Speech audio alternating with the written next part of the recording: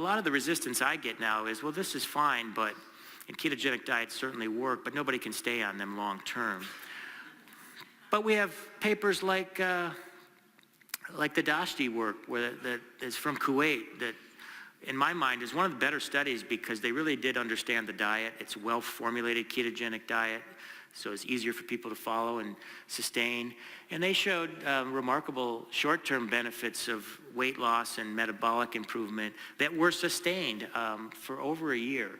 So we do have this type of data out there, and of course a lot of observational empirical evidence too. And can't share it with you now, but I'm involved with a trial that includes over 400 diabetic patients, and we're showing absolutely remarkable effects at 3 and 6 months, showing reversal of the diabetes as measured by A1C in the vast majority of those patients while they're getting off medication, while they're losing substantial amounts of weight. So it's truly remarkable.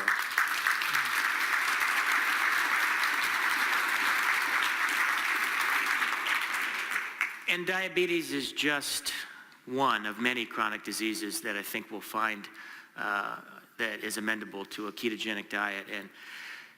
And so I don't want to spend a lot of time on this slide, but I want to at least paint this picture that there's tremendous interest in the research and medical community on ketogenic diets. You just heard about myocardial disease, which is really fascinating to me, but also some of the more common chronic diseases like cancer. And I think you heard a talk yesterday about that. That's super exciting. You know, we don't have a lot of randomized clinical trials today. There's certainly some underway, but I tell you, all the footprints in the sand are really lining up to indicate that we're going to see some positive effects in the next few years in some of those trials. The basic science, the rationale, the animal studies all look really good. Same for some of the neurological disorders, so there's a lot of interest in that. There's a big international conference in Banff coming up in September, all on ketogenic diets in neurology. So we've known they are amazing at protecting kids with intractable seizures from, that's been more or less known for 100 years.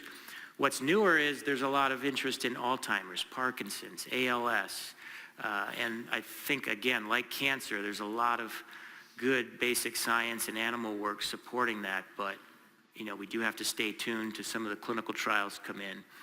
So this is a really emerging area that I think we're going to continue to make discoveries in over the next decade.